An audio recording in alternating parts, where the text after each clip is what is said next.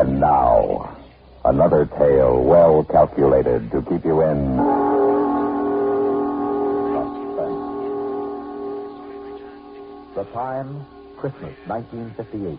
The place, Korea. The story, a Korean Christmas carol, written for Suspense by George Banzer.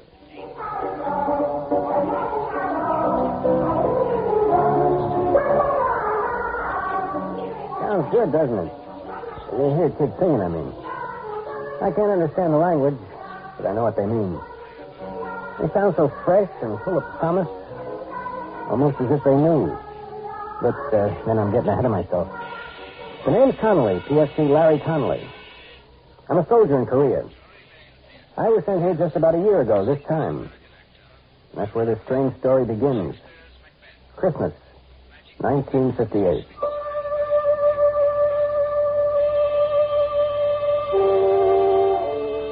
Christmas was for me that year miserable. I'd been stuck on guard the night before, and so I planned to stay in bed the next day and forget about Christmas. I hadn't counted on my first sergeant. Since I was the first man he came to in the barracks, it's only logical that I should be the man he picks to drive a truck all the way to Seoul and back.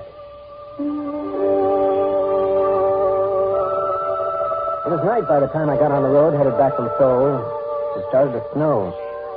Big flakes coming down soft at first, then so thick and fast I could hardly see.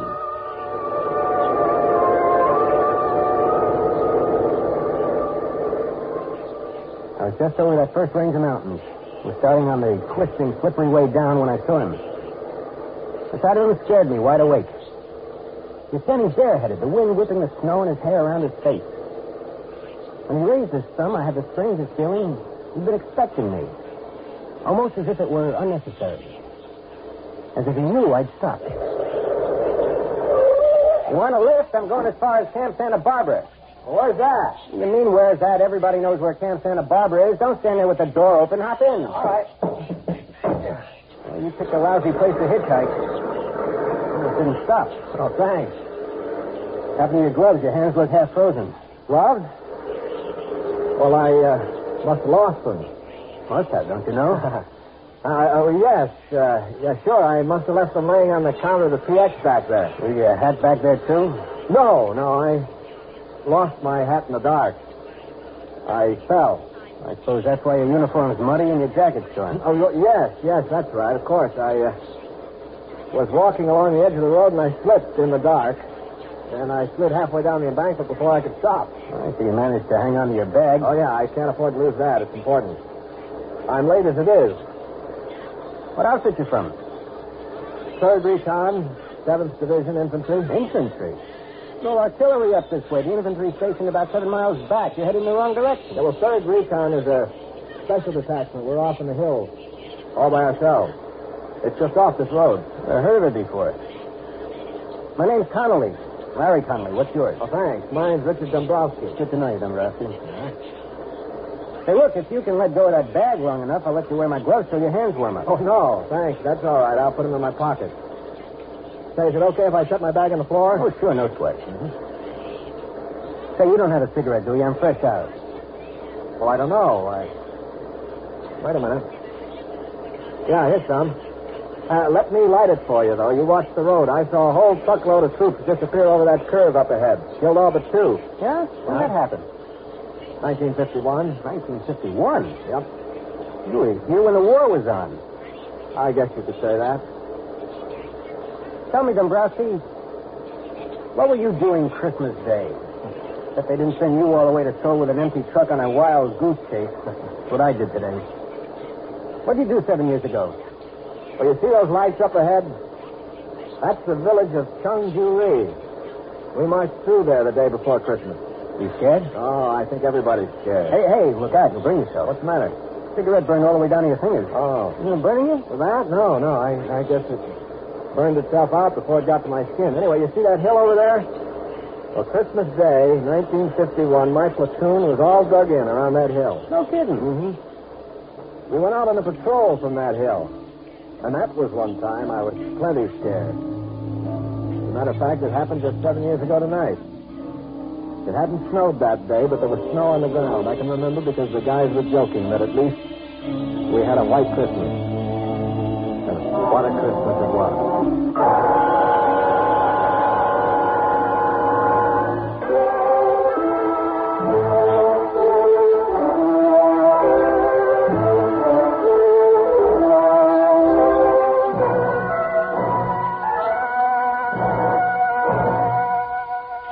As I said, it was quiet Christmas Day, 1951.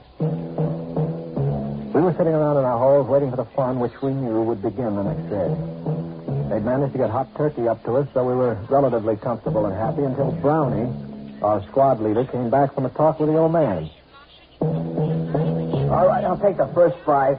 The old man wants us to go out and have a look around. Come on, knock it all up. Get ready your dog tags and canteens. Anything that might rattle or make a noise. We won't be gone long, but we're moving light. Hey, Whitey, might as well leave your helmet here. We want to move quiet. But, Sarge, it's too cold to go out without a hat. Cut the comedy, Walker. We moved out on schedule just as night was falling, and with the night came the cold. We moved rapidly along the valley for about an hour or so when Brownie stopped and raised his hand. All right, you men, hold it up. Once we get on the other side of that ridge up ahead, we'll observe maximum security. No talking, no lights. Keep down. And watch where you put your big clumsy feet. Yeah. These people just love tripwires with flares attached. Walker, you still got the walkie-talkie? If I didn't, I wouldn't be here to tell you about it. Still working? It's warm, if that's what you mean. That's more than I can say for myself. All right, keep it that way. We may need it if we run into trouble. Hey, while we're here, let's take one last check on your gear. Make sure your rifle bolts aren't frozen, weapons unfastened, and all grenades are secure in the pin. Okay, everybody set? Let's move out.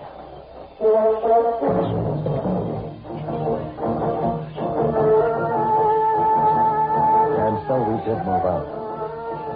The M1 felt light in my hands, like I'd never realized how light and easy it was to carry a rifle before.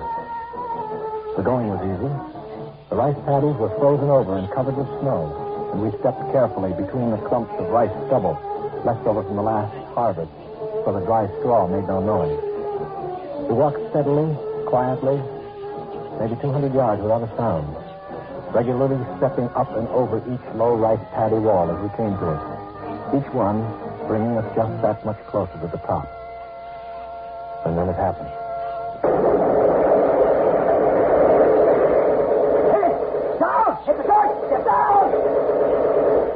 Somebody must have tripped the wire because suddenly the inky black was transformed into the merciless white of the operating table.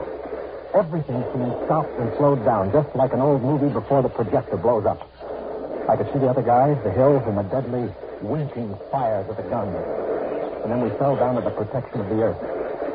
And some of us fell with metal in our bodies. Crawl, you wait. Crawl to the mud side and roll. They can't hit us there. And we crawled, digging our knees and fingers into the frozen mud until they were bruised and torn. We crawled closer to the ground and faster than we ever had before. We crawled to the sanctuary of a foot-high mud hill. Keep your head down. They got us pinned. One's about 150 yards to our front. Where's the other? The other's 200 yards to the left. They got us pinned in a crossfire. We'll never get out of here. All right. Now, don't panic. Keep your head down. We'll make it out. Walker, see if you can raise Lady's wolf on a walkie-talkie. Walker? Walker's laying out there in the middle of a paddy, Brownie. He's never going to have to worry about being warm again. Smith's out there, too. I saw him get it. I saw it when the flare went up. I saw him catch it in the front. Okay, Harry, easy. You still got the walkie-talkie. Can you see if it's all right? He's laying on it. It's hard to tell. Whitey, that flare is going to go out mighty quick. If a man was fast, he could probably streak out there and back before they put up another one. We can use that walkie-talkie to call up some artillery to get these monkeys off our back. I can't, Brownie. I must have been hit. I can't move my legs anymore. I can't even feel them. Easy. Are you bleeding bad? No. Harry, you all right? As far as I know. Stevens? Sure. I'd like to take a whirl at that walkie-talkie. Wait till that flare burns out. It's dying now. There's a few more seconds. Go. By the time the flare lit the sky, Stevens was halfway back, the walkie-talkie dangling from his right hand. In midair, some huge, invisible hand slapped into the ground. I'm hit. Oh, God, I'm hit. Quiet. Where'd they get you? I'm hit. Look him over, Harry. It's They busted his arm. See any other places? No, I guess his arm. Wrap a dressing around it and butt that inside his jacket. Hand me that walkie-talkie. No good, Brownie. The walkie-talkie smashed. What? It's useless. We're going to have to move out of here fast. Well, how are we going to pull out? We can't crawl back down the patio. They'll slaughter us. All right, look. We'll move along the dike to the edge of the rice paddy. From there, we can duck into the underbrush and move back down the mountain. We'll never make it. They'll spot us when we try to make across the clearing to the underbrush. They'll swing their guns around. We got to try it. We can't stay here. Stevie, can you crawl? Yeah, I can make it. Okay, and you lead off, and I'll follow you. I'll crawl backwards and pull Whitey along behind me. Whitey? You heard me. But we'll never make it. Quiet. All you have to do, Harry, is follow along behind and pick up the pieces. Take his weapon. It'll make him lighter. Keep your hands off me, Harry. Come on, Whitey. We haven't any time to fool around. I'm not fooling. I'm not going with you guys. Come on. You lost too much blood already. That's it. Like you said, Brownie, it's only a matter of time. You can't get anywhere with me. You'll never even get past the clearing trying to drag me across. You're smart enough to know that, Brownie. You'll be tough enough, even with two good legs. We're not leaving you here. That's what I figured you would say, Brownie. I'm still in charge here. I figured you'd say that, too. Brownie, you see this grenade? It doesn't have any pin in it. The only thing that keeps the spring from taking the clip off is my hand. Knock it out of here, Brownie, before I let it go. Oh, why? You want me to let loose of this grenade? Now prop that VAR up in the dike in front of me. And scatter the clips so I can get at them. I'll wait until you guys get to the edge of the patio before I open up. Look, baby. I'm still holding the grenade, Brownie. Time is running out. You're going to have to hurry. I feel like I want to fall asleep, and I don't know how much longer I can stay awake. Just wish me a very Merry Christmas and beat it. Merry Christmas, Whitey. All right, you guys, what are you waiting for? Let's move out.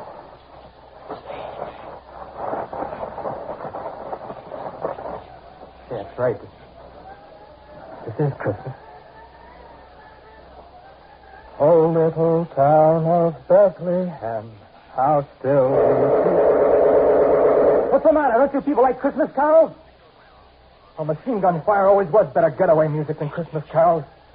Above thy dark and dreaming.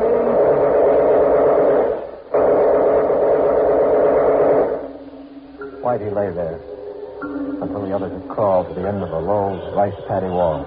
And then he threw his grenade. When it exploded, he opened up with a BAR, making enough noise to make the enemy think the patrol was launching an attack. Both machine gun nests zeroed in on him. But Whitey stayed well below the little mud wall of the rice paddy, humming his Christmas carol, loading the BAR with a fresh clip every time it went empty, and perhaps wondering briefly why he was going to die so far away from home.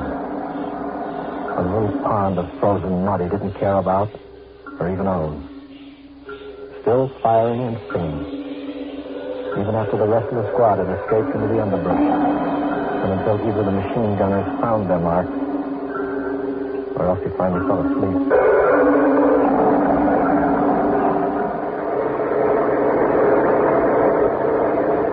Gosh. He was quite a guy. No, I guess it was just a detail that had to be done, and he had to do it. Well, there's my stop right there where that little road turns off up ahead. Your detachment's up that road? That's right at the end of it. Well, sure, I've seen that road before, but I didn't think there was anything up there. Now, just let me out here. Yeah, sure thing. Thanks a lot. No sweat. Say, if you ever want to look me up, remember my outfit's all the way up at the end of this road. I'll be right up there. okay, I'll drop in sometime. Right. So long, and thanks again. I drove off figuring it'd be a very cold day in Korea before I ever looked him up. Such a weird guy gave me the creeps. I got about 5 miles down the road when I discovered he left his bag sitting on the floor of the Deuce and a Half.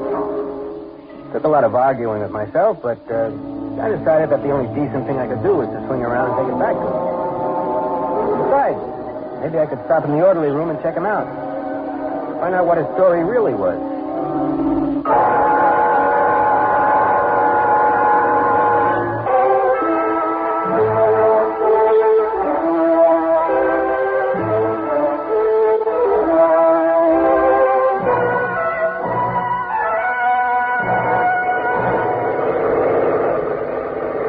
Back, I almost missed the road because it was so small and seldom used. I drove up it for about 10 minutes. I was beginning to wonder if I hadn't gotten the wrong road after all. I passed no other vehicles or GIs or anything to indicate there was an infantry company around. Just when I was ready to turn back to the main road, I saw a light twinkling up ahead from what looked like a couple of Quonsets. It seemed impossible that an infantry outfit could be housed in two Quonsets, but I pulled a deuce and a half to a hole outside the gate and cut off the motor. I picked up the AWOL bag, got out of the truck, trying to figure out which one was the orderly room. I walked across the hard-packed snow of the yard to the first Quonset. I still couldn't figure it out. Light and warmth seemed to pour from the windows along with the music I remembered from somewhere, but couldn't quite understand. I stepped up to the first window I came to and looked inside. There were kids all over the place, kids of all sizes and descriptions, kids just old enough to sit by themselves, kids just losing their first teeth, some just starting their teens. I stood in the snow spellbound, just watching them sing. Finally, I tore myself away and headed for the front door, eager to be inside. A plaque made out of the howitzer shell stopped me. In the faint light, I could just barely make out the words engraved on the polished brass. But finally, I read it all. It said, "This orphanage has been erected and maintained in the memory of Corporal Richard Whitey Dombrowski, who somewhere north of the village of Chungju-ri, Christmas night, 1951, willingly gave his life that others might live." Suddenly, I didn't know where I belonged anymore. The AWOL bag dragged at the end of my arm like a 1,000-pound weight. I could figure what was in it, but I tore it open anyway. The bag full of candy, soap, and toothpaste and gum shined up at me, looking as rich and rare as frankincense and myrrh. I closed the bag, laid it up against the door, close, so they wouldn't miss it. And then I banged on the door as loud and long as I could, until I was sure that they heard me. And then I ran.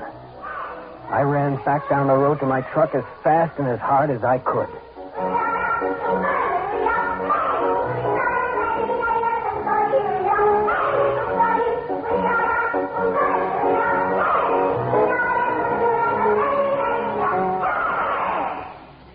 Suspense.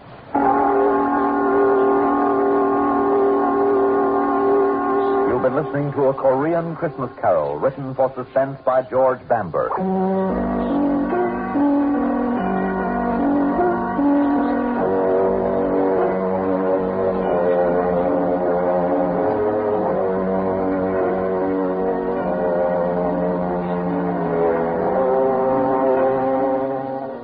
Heard in tonight's story were Bill Lipton as Larry Connolly and Lyle Sudrow as Richard. Also heard were Larry Robinson, Watson Servey, Phil Meader, Alan Manson, and Guy Rex.